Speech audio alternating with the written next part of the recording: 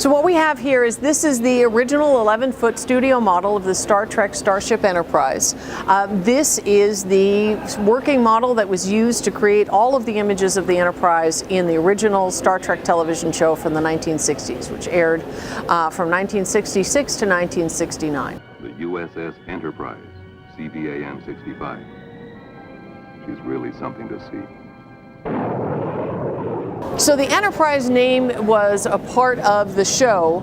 The NCC 1701 and the USS Enterprise is in many ways a nod to the sailing ships, the exploration ships, the warships, the aircraft carrier that had carried that same name, the USS Enterprise.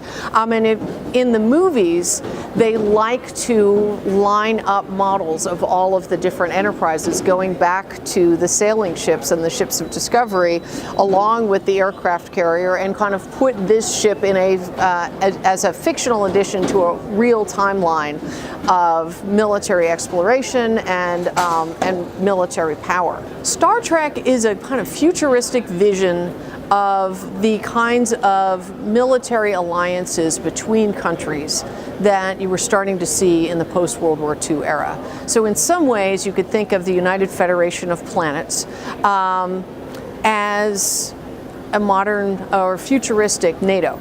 This is someplace where you're specifically in the composition of the crew.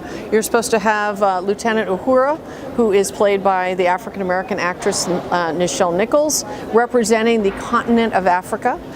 You have in the second season both American actors and Chekhov, played by Walter Koenig.